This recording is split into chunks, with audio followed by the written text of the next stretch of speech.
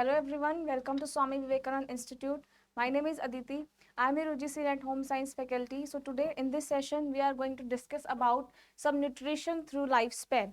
Already we have discuss about हमारा nutrition के parameters, कैसे कौन कौन सी लाइफ स्पैन में कैसे अलग अलग ग्रुप्स को हमने कैसे डाइटरी गाइडलाइंस क्या है उनकी, किस तरीके से हमने न्यूट्रिशन को डिवाइड करा है और किस तरीके से हमने उनका डाइट प्लान किया था कि किस तरह की फूड जो है उनको कंज्यूम करना चाहिए, whether it is a pregnant women, lactating women और एडल्ट और एडोलेसेंट और इन इन्फेंट एज। तो यहाँ पर हमने सभी ग्रुप्स के बारे में डिस्कस किया था। Now we are going to discuss about nutrition through life span. तो लाइफ स्पैन का मतलब क्या होता है? From the foetus, infancy, adolescent and old age. ये सब के बारे में हम ऑलरेडी डिस्कस कर चुके हैं। तो ये सारी क्या आती है? Life span. ये सब आपका लाइफ स्पैन में काउंट होता है कि यहाँ पर हम डिफरेंट डिफरेंट स्टेजेस में कैसे इनको कैसे कैसे न्यूट्रिशन गाइडलाइंस होती है, किस तरीके से हम न्यूट्रिशन यहाँ पर दे सकते हैं in the infancy stage, adolescent stage and old stage. So what are the physiological changes of a pregnant women? तो अगर मैं प्रेग्नेंट वुमेन की बात करूं, इसकी डाइटरी गाइडलाइंस के बारे में बात करूं और इनकी रिक्वायरमेंट की बात करूं, तो यहाँ पर सबसे पहले हम चेंजेस के बारे में पढ़ते हैं। तो यहाँ पर चेंजेस क्या क्या आएंगे? तो maternal physiological changes in pregnancy are the adaptation during pregnancy that a women body undergoes to accommodate the growing embryo और द फीटस। तो यहाँ पे अगर हम प्रेगनेंसी की बात करें तो यहाँ पे जो आपका ग्रोइंग एम्ब्रियो और जो फीटस है उसमें क्या क्या चेंजेस आते हैं उसको हम बोलते हैं फिजियोलॉजिकल चेंजेस। चाहे वो उसमें आपके बिहेवियर रिलेटेड हो, चाहे वो कार्डियोवैस्कुलर हो, कार्डियोवैस्कुलर मीन्स हार्ट और ब्लड वेसल्स रिलेटेड हो, चाहे वो हिमेटोलॉजिक हो, आई मीन ब्लड रिलेटेड हो, चाहे वो मेटाबॉलिज्म से रिलेट करता हो, चाहे वो किडनी से रिलेट करता हो, चाहे वो पोस्चर और रेस्पिरेटरी चेंजेस हो। तो ये सभी चेंजेस आते हैं फिजियोलॉजिकल चेंजेस इन अ प्रेग्नेंट वुमेन। तो प्रेग्नेंट वुमेन में किस तरह के चेंजेस आते हैं ये सभी हमने देखे। नेक्स्ट यहाँ पे क्या आता है? There is increase in blood sugar. सबसे पहले क्या होता है? When a women is pregnant there is increase in the blood sugar, breathing and cardiac output. तो यहाँ पर क्या है? प्रॉपर फीटस की ग्रोथ और डेवलपमेंट के लिए ये सारे चेंजेस जो है जनरली एक प्रेग्नेंट वुमेन में देखने को मिलते हैं। तो फिजियोलॉजिकल जो चेंजेस होते हैं वो किस लिए होते हैं? जब फीटस डेवलप कर रहा होता है and for the labour and delivery. यहाँ पर भी क्या है? वुमेन की बॉडी में बहुत सारे चेंजेस जो है वो देखने को मिलते हैं। कुछ चेंजेस जो है वो नॉर्मल बायोलॉजिकल वैल्यूज को इन्फ्लुएंस करते हैं और कुछ यहाँ पे क्या होता है? सिम्टम्स हमें देखने को मिलते हैं ड्यूरिंग द चेंजेस। तो चाहे वो आपके बिहेवियल चेंज हो, चाहे वो आपके साइकोलॉजिकल चेंज हो, चाहे वो फिजियोलॉजिकल चेंजेस हो, तो ये सारे चेंजेस जनरली देखने को मिलते हैं इन अ प्रेग्नेंट वुमेन। अगेन यहाँ पर फिजियोलॉजिकल चेंजेस कौन कौन से हैं?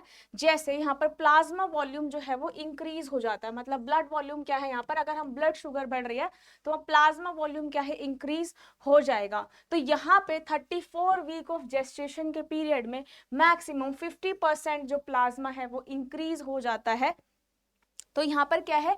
अगर जब 34 वीक हो जाते हैं प्रेगनेंसी को, तो यहाँ पे 50% इंक्रीज हो जाता है प्लाज्मा वॉल्यूम में। तो यहाँ पर क्योंकि प्लाज्मा वॉल्यूम बढ़ जाता है आरबीसी से, इसलिए यहाँ पर क्या है? हमारे पास हीमोग्लोबिन की जो अमाउंट है, मीन्स जो आरबीसी की अमाउंट है वो क्या हो जाती है? डिक्रीज हो जाती है। तो ये होता है यहाँ पर फिजियोलॉजिकल चेंजेस। ऑल्सो अगर वहाँ पे आपका आरबीसी लेवल कम होएगा तो वहाँ पे प्लेटलेट काउंट्स जो है वो भी क्या हो जाएंगे? डिक्रीज हो जाएंगे। नेक्स्ट यहाँ पे क्या है? 10 to 20 फोल्ड इंक्रीज हो जाएगा। मींस यहाँ पे किसकी अमाउंट ज्यादा हो जाएगी? फोलेट और आयरन जो है बॉडी में ज्यादा चाहिए होगा और विटामिन B12 भी ऑल्सो यहाँ पर हमारा ज्यादा चाहिए होगा। तो ये सभी जो फैक्टर्स है वो सारे वेरी करते हैं ड्यूरिंग द प्रेगनेंसी। तो इस केस में क्या है? यहाँ पर ये सारी चीजें ध्यान में रखनी है। सबसे पहले यहाँ पे प्लाज्मा वॉल्यूम जो है वो इंक्रीज हो जाता है। जैसे ही प्लाज्मा का वॉल्यूम एक्सपेंड करेगा वैसे ही आरबीसीज की अमाउंट क्या है? बॉडी में कम हो जाएगी और आरबीसीज जब कम हो जाएंगे तो यहाँ पे ऑटोमेटिकली हीमोग्लोबिन जो है वो कम हो जाएगा। इसलिए उसको पूरा करने के लिए, उसकी कमी को पूरा करने के लिए यहाँ पर आयरन या फिर विटामिन B12 जो है वो यहाँ पर अमाउंट में दिया जाता है।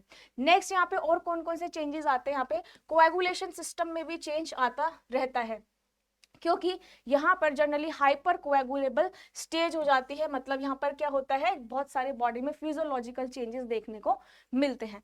नेक्स्ट यहाँ पे क्या है, कंसंट्रेशन जो है क्लोटिंग फैक्टर्स की। यहाँ पे आपके पास बहुत सारे ब्लड क्लोटिंग फैक्टर्स होते हैं, जैसे अगर मैं फैक्टर 12 की बात करूँ तो वो हैगमैन फैक्टर होता है। ऐसे 1 to 12 जो है आपके कुछ फैक्टर्स होते हैं, उनकी कंसंट्रेशन भी क्या होती है, इंक्रीज हो जाती है। नेक्स्ट यहाँ पे जो फिब्रिनोजन लेवल है, फिब्रिनोजन लेवल का लेवल बढ़ जाता है अप टू द 50%, और द फिब्रिनोलिसिस एक्टिविटी इज डिक्रीज, और फिब्रिनोलिसिस एक्टिविटी क्या है, डिक्रीज हो जाती है। नेक्स्ट यहाँ पे कौन कौन से चेंजेस आते हैं, कार्डियोवैस्कुलर सिस्टम, मतलब these are related to the heart. तो यहाँ पे जितने भी हार्ट के चेंजेस आते हैं उसमें क्या है, थोड़े बहुत आपको सिम्टम्स देखने को मिलते हैं। By 8 weeks of gestation the cardiac output had already increase by 20%। Almost जब 8 वीक हो जाते हैं प्रेगनेंसी को, तो यहाँ पर 20% ऑलरेडी कार्डियक जो आउटपुट है वो इंक्रीज हो जाता है by 20%। The heart rate increases but generally not above 100 beat per minute. जो यहाँ पे हार्ट बीट है वो भी जनरली इंक्रीज हो जाती है, लेकिन यहाँ पर 100 से अबव नहीं जाती। नेक्स्ट यहाँ पे क्या है, पेरिफेरल वैसोडाइलेशन, मतलब ऑल्सो यहाँ पे आपका जो नर्व सिस्टम है वो भी, उसमें भी थोड़े आपको चेंजेस देखने को मिलते हैं। जैसे 25 to 30% फॉल हो जाता है in a vascular resistance, and to compensate for this cardiac output increase by 40% during the pregnancy. This is achieve by increase in heart rate. तो यहाँ पर क्या है, ये सारे बॉडी चेंजेस जनरली देखने को मिलते हैं। फर्स्ट यहाँ पे coagulation system which is related to the blood, next is clotting factor, next changes is fibrinogen का लेवल जो है वो यहाँ पर इंक्रीज हो जाता है, और फिब्रिनो एक्टिविटी जो है वो डिक्रीज हो जाती है। यहाँ पर हार्ट में चेंजेस आने लगते हैं 8 वीक में। 8 वीक जेस्टेशन में यहाँ पे जो कार्डियक आउटपुट है ऑलरेडी इंक्रीज हो जाता है बाय 20%। नेक्स्ट यहाँ पे पैरोफेरल वैसोडाइलेशन हो जाता है, मतलब नर्वस सिस्टम, यहाँ पे आपके नर्व्स में चेंजेस आने लगते हैं, जैसे आपके बहुत सारे सिम्टम्स आने लगते हैं, मसल्स कॉन्ट्रैक्ट रिलैक्स करना शुरू हो जाती है, और इसके बाद क्या है, यहाँ पर हार्ट रेट में जनरली इंक्रीज हो जाता है। नेक्स्ट यहाँ पे क्या है, जो भी आपकी जैसे आप ये सिम्टम्स आते हैं, palpitation, decrease exercise tolerance and dizziness, चक्कर आने लगते हैं, एक्सरसाइज टॉलरेंस कम हो जाती है, हैवी एक्टिविटी कोई ज्यादा नहीं कर सकते, और हार्ट पैल्पिटेशंस यहाँ पर देखने को मिलती है। जो यहाँ पर एवरेज वेट गेन होता है दैट इज अराउंड 12 kg। तो यहाँ पे जो एवरेज वेट गेन करती है pregnant women eating without restriction is 12.5 kg। ये जो है आपका एक नॉर्मल एवरेज वेट होता है इन अ प्रेगनेंसी। तो यहाँ पे जो वेट गेन है वो आपके दो कंपोनेंट होते हैं, the product of the conception, जैसे आपका फीटस का वेट हो गया, एमनियोटिक फ्लूइड हो गया, जिस पाउच में वो बेबी है उसका एमनियोटिक फ्लूइड का आपका वेट हो गया, placenta and maternal assertion of tissues, expansion of blood, extra cellular fluid, enlargement of uterus and memory gland. तो ये सारे होते हैं मेनली वेट गेन के कारण। यहाँ पे फीटस का वेट जो है जनरली वो भी होता है, और मदर का वेट भी होता है, इसलिए अराउंड 12 kgs जो है एक weight gain average on an average होता है। तो यहाँ पर अगर मैं न्यूट्रिशन की बात करूँ तो यहाँ पे कौन कौन से हमें चीजें ध्यान में रखनी है ड्यूरिंग द न्यूट्रिशन। यहाँ पर क्या है, सबसे ज्यादा हमें फूड खाने हैं जो आपकी क्वालिटी और क्वांटिटी दोनों में अच्छे हो। ज्यादा से ज्यादा होल ग्रेन्स को कंज्यूम करना चाहिए, sprouted grams and fermented foods. Mainly यहाँ पे क्या है, कौन सी कैटेगरी है, सीरियल्स एंड पल्सेस की, जो कि आपको ज्यादा अमाउंट में कंज्यूम करनी चाहिए। ज्यादा से ज्यादा फ्रूट और वेजिटेबल्स खाने चाहिए। Do not consume alcohol and tobacco. Alcohol और टबैको यहाँ पर बिल्कुल अवॉइड करना है, क्योंकि ये मदर और आपके उसके बच्चे के लिए भी क्या हो सकता है, हार्मफुल हो सकता है। ओनली मेडिसिन तभी लेनी है, डॉक्टर की प्रिस्क्राइब जो मेडिसिन है वही कंज्यूम करनी है। नेक्स्ट यहाँ पे क्या है, जैसे मैंने बताया था, प्लाज्मा जो है वो इंक्रीज हो जाता है, और उसकी वजह से जो आरबीसीज की अमाउंट है वो क्या हो जाती है, डिक्रीज हो जाती है। तो इसको पूरा करने के लिए यहाँ पे आयरन, फोलेट, कैल्शियम सप्लीमेंट्स लेने पड़ते हैं, जो कि डॉक्टर द्वारा प्रिस्क्राइब किए जाते हैं।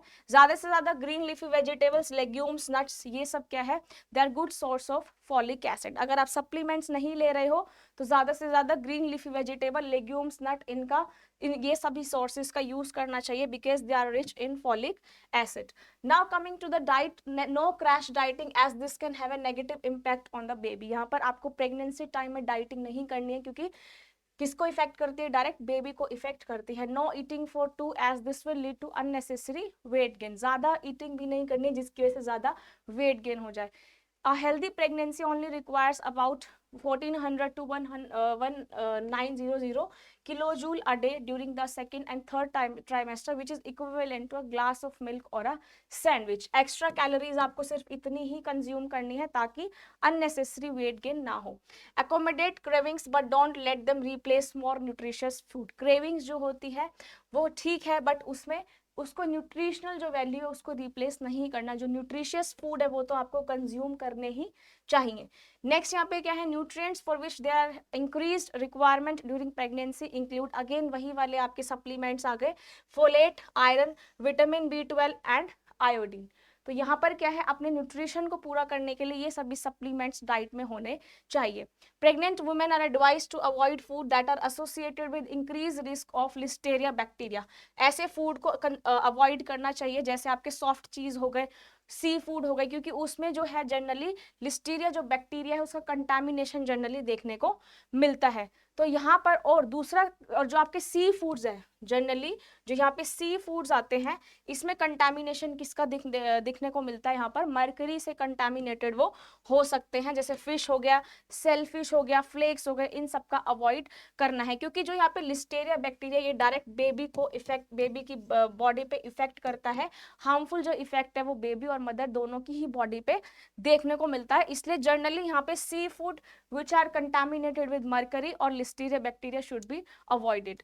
Now coming next, being physically active has many benefits. If the mother is active and fit and is experiencing a normal pregnancy, she can remain physically active during her pregnancy. यहाँ पर किस पे focus करना है, physical activity पे.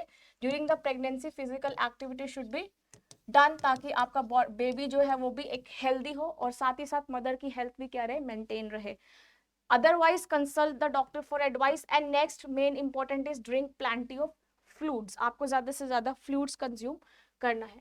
Next यहाँ पे physiological changes क्या होते हैं ड्यूरिंग द लैक्टेशन पीरियड. तो लैक्टेशन एक बहुत ही ज्यादा important feature of female mammals. यहाँ पर क्या है, lactation is under endocrine control. जो एंडोक्राइन सिस्टम होता है मेनली जो हॉर्मोन्स को कंट्रोल करता है, दैट इज एंडोक्राइन सिस्टम. तो जो लैक्टेशन है उसमें दो हॉर्मोन्स प्रोड्यूस होते हैं, इन्वॉल्व होते हैं. सबसे पहला एक होता है prolactin and second is oxytocin. तो ये दोनों ऐसे हार्मोन हैं जो कि लैक्टेशन पीरियड में आपके सिक्रीट होते हैं, जनरली प्रोलैक्टिन एंड ऑक्सीटॉक्सिन. यहाँ पे कोलेस्ट्रम जो है, कोलेस्ट्रम के बारे में मैंने आपको पहले भी पढ़ाया था. कोलेस्ट्रम क्या होता है, it is the first milk a breast feed baby receive. तो कोलेस्ट्रम जो होता है that is yellow thick fluid जो कि फर्स्ट सिक्रीट होता है when the baby feed, which is rich in proteins and इसमें होती हैं एंटीबॉडीज. तो सबसे अच्छा कोलेस्ट्रम होता है that is a first milk a breast feed baby receive. अगर इसमें ज्यादा से ज्यादा आपके पास क्या होता है, एंटीबॉडीज होती हैं, ठीक है. It contain higher amount of WBC and antibodies then mature milk, ताकि बेबी को इन्फेक्शन ना हो, ताकि यहाँ पे बेबी को किसी भी तरह का इन्फेक्शन ना हो. इसलिए क्या करता है, फाइट करने में हेल्प करता है किसी भी डिजीज से. नेक्स्ट यहाँ पे कुछ फिजियोलॉजिकल चेंजेस हम देख सकते हैं. सबसे पहले एक प्रोसेस होती है लैक्टोजेनेसिस. लैक्टोजेनेसिस का मतलब है, लैक्टोजेनेसिस और the process of changes from mammary gland to begin producing milk begins during the late stage of the pregnancy when mother starting secreting milk. यहाँ पर आता है, इस प्रोसेस को बोलते हैं lactogenesis. The delivery of placenta and the resulting dramatic reduction in progesterone, oestrogen and human placental lactogen level stimulate the milk production. ये सारे ऐसे हार्मोन है जो कि मिल्क प्रोडक्शन में हेल्प करते हैं. प्रोजेस्टेरोन, एस्ट्रोजन, आपका लैक्टोजन लेवल, ये सारा क्या है, मिल्क प्रोडक्शन में हेल्प करता है. एक प्रोसेस होती है आपका यहाँ पर गैलेक्टोपियोसिस. गैलेक्टोपियोसिस क्या है, जो कि मिल्क की प्रोडक्शन को मेंटेन करता है, उसको बोलते हैं galactopoiesis. This state require prolactin and oxytocin. इसमें दो हार्मोन रिलेट होते हैं, एक प्रोलैक्टिन और एक oxytocin. Oxytocin release from the posterior pituitary results from neutral impulses reaching the hypothalamus caused by sucking of the nursing infant. तो यहाँ पे जो ऑक्सीटॉक्सिन है ये कहाँ से रिलीज होता है, पोस्टीरियर पिट्यूटरी से. मतलब जो पीछे आपके हेड के पीछे जो पिट्यूटरी ग्लैंड प्रेजेंट रहती है वहां से ऑक्सीटॉक्सिन जनरली रिलीज होता है. तो यहाँ पे लैक्टेशन के टाइम पे ये सारे फिजियोलॉजिकल चेंजेस होते हैं. ये वाले हॉर्मोन्स जो आपको लर्न करने पड़ेंगे. So circulating oxytocin causes contraction of myoepithelial cell that surround mammary alveoli and ducts, forcing milk into the duct of nipple so that it can be removed by the infant. तो यहाँ पे mainly breast feeding के time पे यहाँ पे mainly कौन सा hormone role play करता है, that is oxytocin. Next is continuation of lactation and associated hyperprolactinemia inhibit ovarian activity by suppressing the pulsatile release of luteinizing hormone. यहाँ पे also LH hormone भी काम करता है, that is luteinizing hormone by interfering with the secretion of gonadotropin releasing hormone. तो ये जो सारे हार्मोन है ये आपको याद करने पड़ेंगे, luteinizing hormone and gonadotropin hormone. तो ये सारे जो है हॉर्मोन्स ये भी रोल प्ले करते हैं during the lactation period.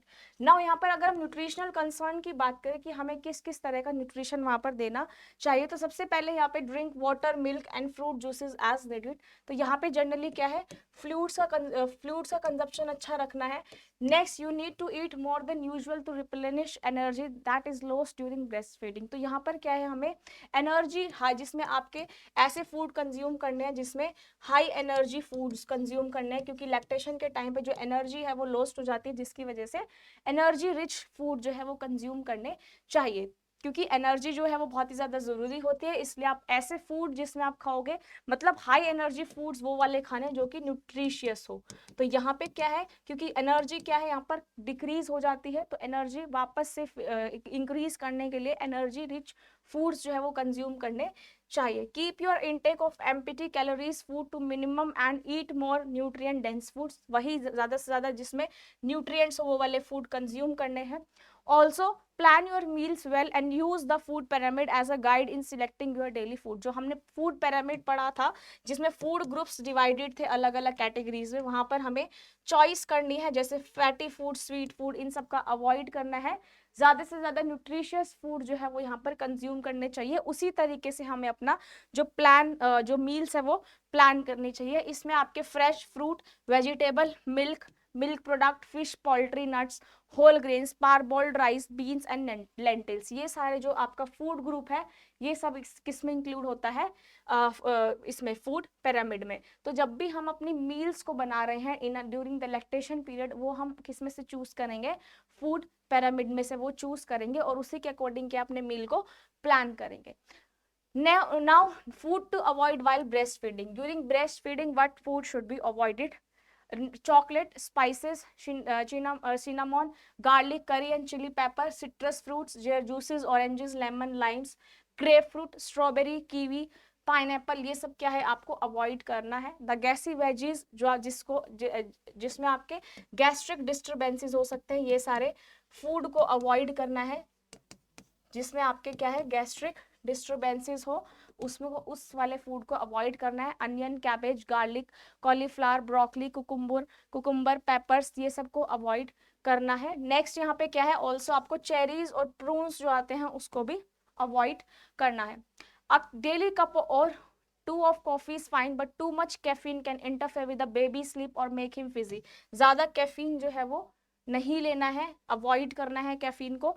Also caffeine जो है सोडा, टी, इन सब में भी प्रेजेंट रहता है, इसलिए यहाँ पर कैफीन की अमाउंट को कम रखना है. नेक्स्ट यहाँ पे इन्फेंसी के में कौन कौन से फिजियोलॉजिकल चेंजेस आते हैं when the baby is born. तो during this time tremendous growth, coordination and mental development occur. यहाँ पे सबसे पहले ग्रोथ होती है, कोऑर्डिनेशन एंड मेंटल डेवलपमेंट भी वहाँ पर आपका इंक्रीज होता है, डेवलप होता है. नेक्स्ट यहाँ पे जो डेसिडियस टीथ है, जिसको आप मिल्क टीथ बोलते हो या फिर बेबी टीथ और प्राइमरी टीथ बोलते हो, ऑल्सो ये वाला चेंज आता है. जो डेसिडियस और जो मिल्क टीथ है, that is the first set of milk in the growth development of humans and many other animals. तो यहाँ पे जो डेसिडियस है वो it is a first set of teeth. They develop during the embryonic stage of development and erupt is become visible in the mouth during the infancy. तो सबसे पहले यहाँ पे मिल्क टीथ जो है वो अपीयर होना स्टार्ट हो जाते हैं. उसके बाद यहाँ पे मिल्क टीथ के बाद परमानेंट टीथ आने लग जाते हैं. उसके बाद जो है आपका कंटिन्यू ये आपका ग्रोथ डेवलपमेंट जो है वो चलता रहता है. साथ ही साथ यहाँ पे बॉडीज में कुछ फिजियोलॉजिकल चेंजेस भी आने लगते हैं. तो deciduous teeth starts to form during the embryonic phase of pregnancy. By the time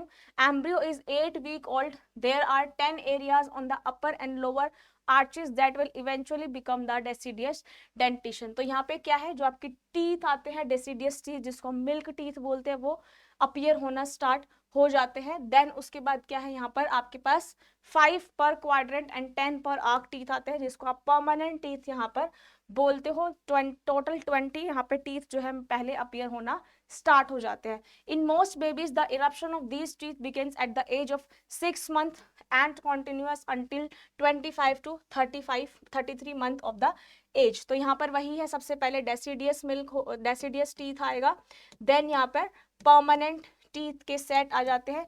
फिर उसको हम किस फॉर्मूला से निकालते हैं, आपका जो टीथ फॉर्मूला है जिसको हम डेंटल फॉर्मूला बोलते हैं, वहां से हम उसको जिसमें आपके प्रीमोलर, कैनाइन, इंसीजर्स ये सब आते हैं, उसको हम फिर बाद में डिवाइड कर लेते हैं. तो permanent teeth replacement develop from the same tooth but as a deciduous teeth. This provides a guide for permanent teeth eruption. The root of deciduous teeth provide an opening of the permanent teeth to erupt through. जो deciduous teeth है उसके टूटने के बाद यहाँ पे permanent जो teeth है वो आ जाते हैं उसी root से. These teeth are also needed in the development of child ability to speak and chew their food correctly. तो यहाँ पर क्या है, आपका किसका डेवलपमेंट हो जाता है, जो आपके परमानेंट टीथ है वो डेवलप हो जाते हैं जिसकी वजह से बेबी जो है वो इजीली च्यू कर पाता है. तो यहाँ पे लेकिन बॉडी साइज में क्या क्या चेंजेस आते हैं, यहाँ पर बॉडी जो है वो ग्रो करने लगती है after birth. During the first 2 years में क्या है, ज्यादा ग्रोथ होती है. By the end of first year it length will be 50% greater than it was at birth and by the 2 years of age it will be 75 greater. तो यहाँ पे generally क्या बढ़ता है, यहाँ पे हाइट जो है वो इंक्रीज हो जाती है. Also there is increase in the weight. तो यहाँ पर ये सारे फिजियोलॉजिकल चेंजेस आते हैं इन द इन्फेंसी. नेक्स्ट यहाँ पे जो बेबी का बर्थ है वो जो बेबीज वेट है वो भी डबल हो जाता है 5 months के अंदर, triple by 1 year and quadruple by the 2 years. तो यहाँ पे क्या है, जनरली हाइट और वेट जो है देखने को मिलती है जिसमें हाइट और वेट जो है वो इंक्रीज हो जाती है. ऑल्सो यहाँ पे वेट गेन हो गया, ठीक है, हाइट का हो गया फैक्टर. दूसरा यहाँ पर क्या है, average child will grow 23 inches in height and 5 to 7 pounds a year. However, the rate at which the height and weight decrease with each additional year and depends on the gender. तो mainly किस पे depend करता है, gender पे भी depend करता है. Also जो जेनेटिक फैक्टर है वो भी यहाँ पर बहुत ही बड़ा रोल प्ले करता है. तो ये सारे चेंजेस आते हैं in the body size. Next growth first year follows the cephalocaudal and proximodistal pattern. यहाँ पे सिफेलोकोडल और प्रोमिक्सोडिस्टल 2 पैटर्न होते हैं. सिफेलोकोडल का मतलब क्या होता है, जो ग्रोथ होती है बेबी की that occur from the head down, जो हेड से डाउन की तरफ जाती है उसको हम बोलते हैं सिफेलोकोडल. यहाँ पर आपका क्या होता है, it consist of development starting at the top of the body and working its way down from the head to the feet. तो जो डेवलपमेंट होती है सिफेलोकोडल में that is from the head to the feet. Next यहाँ पे होती है प्रोक्सिमोडिस्टल. प्रोक्सिमोडिस्टल होती है इसकी ऑपोजिट, यहाँ पर ग्रो करती है. It occurs from the centre और core of the body in the outward direction. जो सेंटर है उसके आउटवर्ड डायरेक्शन से जो बॉडी ग्रो कर रही है उसको हम बोलते हैं प्रोक्सिमोडिस्टल. और यहाँ पे जो सिफेलोकोडल है वो कैसे ग्रो करती है, from the head to toe या तो फिर हेड टू फिट.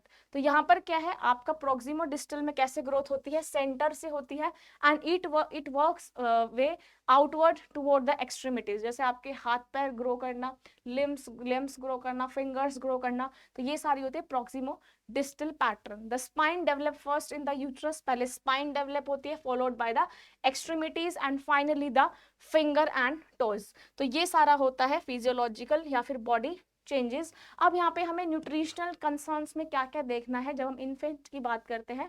तो यहाँ पर बेबी को हम हनी नहीं देते before 1 year of the age. यहाँ पर हनी नहीं दिया जाता क्योंकि हनी में क्या होता है, it contain bacteria that causes botulism in the babies. Botulism जो है वो बैक्टीरिया उसमें जनरली प्रेजेंट रहता है जो कि बेबीज को हार्म कर सकता है, उनकी हेल्थ को इफेक्ट कर सकता है.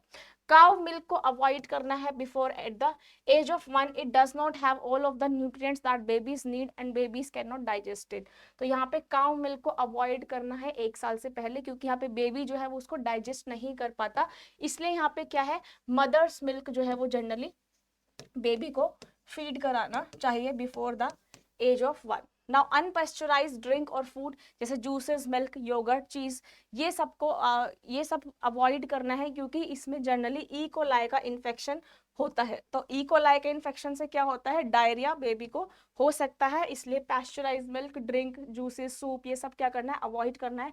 हनी को अवॉइड करना है, काउ मिल्क को अवॉइड करना है। और यहाँ पे क्या है, ऐसे फूड को अवॉइड करना है जैसे candy, popcorn, whole nuts, grapes, unless they are cut into the small pieces, मतलब जब तक उनके टीथ नहीं आ जाते या फिर वो उनको कट नहीं कर पाते, च्यू नहीं कर पाते, जब तक ग्रेप्स भी वहां पर अवॉइड करने हैं। और यहाँ पर क्या है, don't give your child these food before the age of 3, age 3 साल से पहले अपने बेबी को ये सब चीजें जो है वो अवॉइड करनी चाहिए। So this is all about the nutritional concern for infants, pregnant women and the lactating women.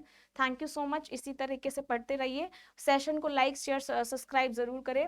और इसी तरह के जो क्वेश्चन है वो एग्जाम में देखने को मिलते हैं ड्यूरिंग द आपके जो न्यूट्रिशनल कंसर्न है वहाँ से क्वेश्चन पूछा जाता है कि किस तरह के जो न्यूट्रिएंट्स हैं वो किस तरह के देने चाहिए, कैसी डाइट यहाँ पर देनी चाहिए in the pregnancy, in for the lactating women, for the expectant mothers, in old age, adolescent. तो यहाँ से आपकी जनरली बहुत सारे क्वेश्चन देखने को मिलते हैं। तो इसी तरीके से पढ़ते रहिए, आपका नेट JRF जरूर क्वालिफाई होगा।